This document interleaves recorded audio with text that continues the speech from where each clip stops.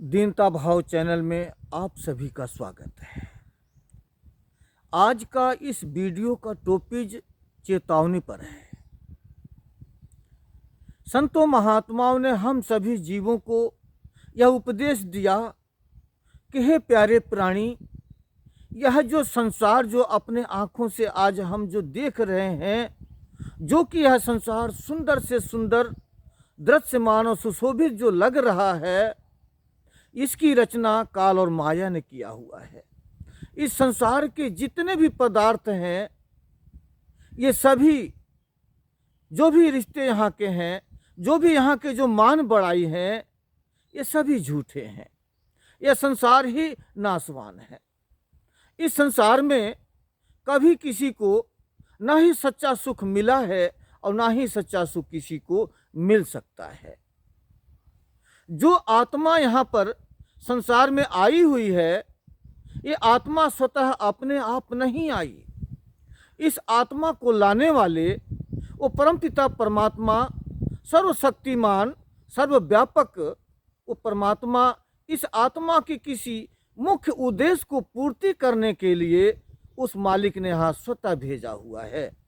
जो कि इस आत्मा का मुख्य उद्देश्य क्या है कि उस परमात्मा से प्रेम करना, उस परमात्मा की भक्ति करना, उस परमात्मा की भक्ति और नाम की कमाई करके उस परमात्मा में लीन हो जाना, ये आत्मा का मेन उद्देश्य है। जबकि हम अपने मन की मर्जी से अनेकों ऐसे कर्म करते हैं, अनेकों ऐसे मनचाहा कर्म करते हैं कि हम परमात्मा को प्राप्ति कर लें, जो कि वे कर्म का फल तो हमें मिलता है, मगर वे कर्म हमें मुक्ति प्रदान नहीं कर सकते। वो कर्म तो हमें संसार के जो कर्म फल का जो नियम लागू है, तो संसार से हमें बांध कर ये रखने वाले एक चक्रव्यूह में हम फंस जाते हैं। जो कि वो कर्म हमें संसार में ही बार बार आवागमन के चक्कर से बांध के रखते हैं, क्योंकि ये मन के मर्जी का काम है। मन और माया का तो रचना ही है ये। तो मन का काम है कि संसार के बंधन से बांध कर रखने का काम मन करता है, जीव को बांध कर रखता है। इसलिए इस बंधन से हम निकल नहीं पाते। जो हमारा जीवन है ये क्षण भंगुर है। यहाँ का जो सुख, जो विषय विकारों का जो सुख है, यह भी एक क्षण भंगुर है। इस क्षण भंगुर जीवन यहाँ हम जी करके संसार के जो सुख हम भोग रहे हैं, ये भी हमें बांध कर ही यहाँ संसार में रखने वाला एक ये क्षण भंगुर यहाँ का एक देश है। मगर जो हमारा जो उद्देश्य है वो पूरा नहीं हो पाता। जो हमारा जीवन है पल पल उस विनाश की तरफ बढ़ता जाता है। जो जिस उद्देश्य के लिए हम आए हैं वो पूरा ना होकर हम विनाश की तरफ चले जाते हैं। जो कर्म कांड जितना भी यहाँ करते हैं, वो कर्म उस मालिक के देश तक लेके जाने वाला नहीं होता और हमारी श्वास की पूंजी व्यर्थ में ही चलती चली जाती है। धीरे धीरे हमारा समय गुजरता ही चला जाता है। जो हमारा जीवन है एक दिन बुढ़ापे के कगार पर चला जाता है, और जीवन में जो बीमारियां हैं और जो बुढ़ापा है वो किसी के बस में नहीं है। जो कि जो मालिक की भक्ति है वो हम नहीं कर पाते, क्योंकि प्रतिदिन हमारा जीवन विनाश की तरफ जाता है। और जो भक्ति है, जो प्रभु के नाम की कमाई है, वो करने में असमर्थ हो जाते हैं, क्योंकि हमारे अंग भी कमज़ोर हो जाते हैं। हमें बैठना या समय देना नामुमकिन हो जाता है। हमारा जीवन एक संघर्ष बन के रह जाता है, जो कि मुश्किल खड़ा हो जाता है। संतों ने बार बार हमें यही बात समझाया है कि जितने तुम्हारे ये साथी संगी हैं, जो रिश्तेदार हैं, जो परिवार हैं, ये इनसे संबंध लेन देन का है।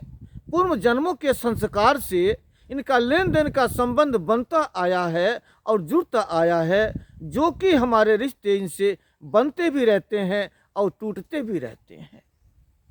जिसके इस परिवारों के नाते से हम सारे संसार में अनेकों रात दिन एक कर देते हैं, अधिक से अधिक परिश्रम करते हैं, इनके सुख शांति पहुंचाने के लिए अपना कीमती समय बर्बाद करते रहते हैं। इनके चलते, रिश्तों नातों के चलते हम अपने जीवन को सार्थक बनाने में असमर्थ रहते हैं। हमारी श्वास की पूंजी इनकी सेवा में ही लगी रह जाती है, मगर अपने लिए मैं कुछ नहीं बना पाता। सारा जीवन इन्हीं के कमाई में, इन्हीं को सुख शांति देने में हम लगे रह जाते हैं। जो कि हमारा जीवन क्यों मिला था, इन सभी रिश्तेदारों को भी सेवा करते हुए, इनको भी इच्छाओं को पूर्ति करते हुए हमें उस परमपिता परमात्मा से हमें स्नेह जोड़ना था, प्रेम प्यार करना था, जो कि उन्हीं के लिए हमारा जो जीवन मिला था वो उद्देश्य को हमें पूरा करना था। इस संसार से भी में रहते हुए भी हमें उस सच्चा प्रेम, सच्चा रिश्ता उस परमपिता परमात्मा से जोड़ना था, ताकि हमारा असल में हमारा रिश्ता कायम हो सके और सदैव के लिए अपने जीवन को हम सार्थक बना सकें। मगर ये काम तो रहता ही रह जाता है और इस संसार को भी हम नहीं समझ पाते। इसलिए संत हमें ये उपदेश देते हैं कि हे प्राणी, यह देश तुम्हारा देश नहीं है, यह तो ये मन माया का देश है, यह काल का देश है। इस देश का जितने भी सुख हैं वो क्षण भंगुर हैं। ये विषय विकार के जो ये सुख यहाँ पर जो मिल रहे हैं, ये कभी भी उस परमात्मा के प्राप्ति होने पर जो आनंद प्राप्त होता है उसका कभी ये साथ नहीं दे सकते, उसकी बराबरी नहीं कर सकते। ये जो विषय विकार का जो यहाँ पर जो हम सुख भोगना चाहते हैं, ये क्षण भंगुर है, ये हमें विनाश की तरफ लेकर के जा रहे हैं, अंत में काल के गाल में झोंक देते हैं।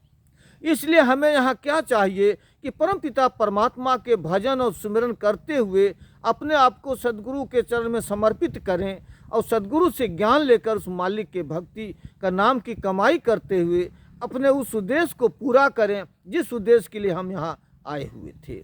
यही उपदेश, यही संदेश, यही पीर पैगंबर हमें देते आए हैं, संत महात्मा हमें समझाते आए हैं, मगर संसार की माया ने हमें बांध के रखा है, जो कि हम संसार के चलते अपने उस उद्देश्य को पूरा नहीं कर पाते हैं। मगर हमें ये उपदेश को पूरा करना चाहिए, जो हमारा असल मकसद था, जो जीवन मिलने का जो उपदेश था, इस उद्देश्य को पूरा करके अपने उस निजधाम पहुंचना चाहिए जहां पर हमारा परम दयालु परमात्मा जो गुणों का सागर हैं और ज्ञान का जो भंडार हैं, जो दाता हैं, जो हर दात देने में पूर्ण है, उनके शरण हमें जाकर अपने आप को समर्पित करना चाहिए। उस देश में जाना चाहिए, क्योंकि हमारा देश वह सतलोक है जहाँ से आदमी आत्मा आई थी। उस देश में हमें जाकर के अपने आप को उस मालिक के चरण में समर्पित होना चाहिए जहाँ से आत्मा आई थी। वह सुख का सागर देश जहाँ रात नहीं है, दिन नहीं है,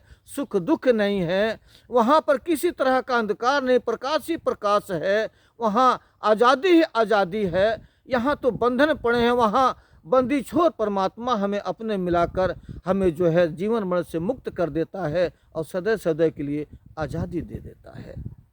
यह वीडियो आप सबके सामने चेतावनी भाग संतों महात्माओं के उपदेशानुसार आप सबके सामने हमने रखा, और आगे और भी वीडियो लेकर के आएंगे जो आप सबके जीवन में हितकारी बनेगा। जब तक के लिए मुझे इजाज़त दीजिए। धन्यवाद, नमस्कार।